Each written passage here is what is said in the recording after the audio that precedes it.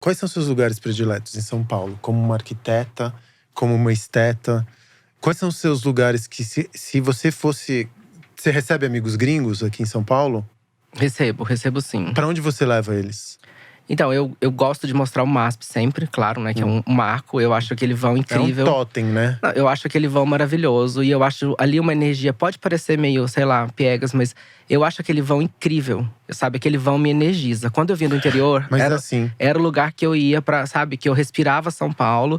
E aquele vento ali soa diferente, o barulho é diferente, aquele espaço é diferente. Aquela conversão que tem daqueles 2 bancos ali… Sempre que eu vinha pra São Paulo, eu sentava naquela conversão ali, ficava naquela quina, olhando pro MASP e olhando pra aquele boulevard. Eu acho lindo, eu acho um espaço incrível e é um… Enfim, eu gosto de outros espaços também.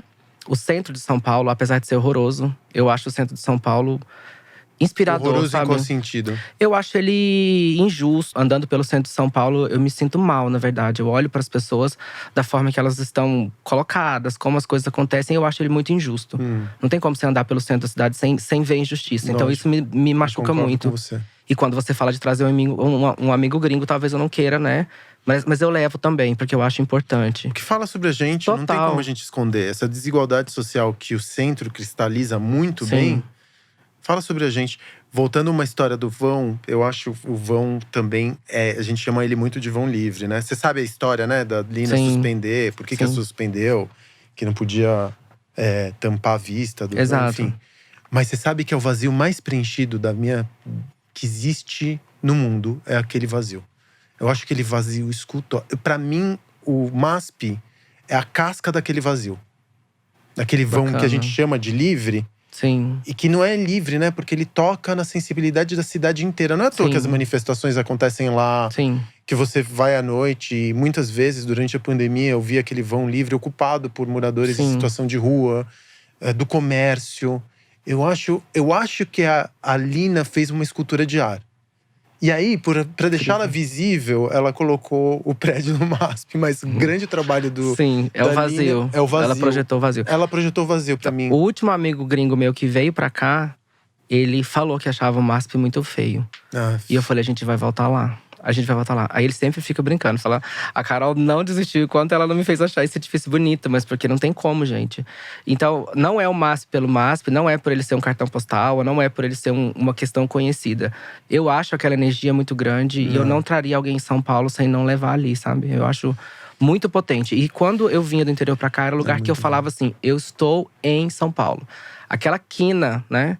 Eu acho que eu deveria até criar alguma peça com essa história. Porque aquela quina daqueles 2 bancos, nem o edifício em si, mas a história que ele representa no entorno e no urbanismo. E onde aqueles 2 bancos se encontram, quando eu sentava ali e olhava para um lado, olhava para o outro, olhava o MASP e olhava aquela vista que tem dali, era quando eu me conectava com São Paulo. Eu falava, gente, eu tô em São Paulo mesmo. Você sabe que eu me lembro que quando eu era pequenininho e eu passava na frente do MASP, eu me lembro que eu tinha, sei lá, menos de 10 anos, deveria ter 5 anos, provavelmente. E eu me lembro que eu passava e eu via no MASP uma aranha. Eu fantasiava que o MASP era um inseto. Olha. E que eu entrava debaixo da… Você lembra daqueles… Qual que era o nome? O nome daqueles robôs que em Star Wars, que eles começam… Aquele robô que tem aquelas pernas longas e que atacam os rebeldes. Não vou lembrar o nome, mas eu sei. Parece um antrópode, assim. Ele caminha. Você achava ele meio antropomorfo, né? A história de ter as patinhas, de ser 4, de tocar o chão, de ter o corpo. Bacana. E é engraçado, porque a Lina também fez os bichos, né? Com essa história de brincar, antropomorfizar as esculturas, antropomorfizar tudo.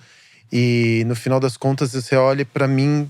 você tem muita razão. O MASP é realmente… talvez o nosso edifício mais importante aqui em São Paulo.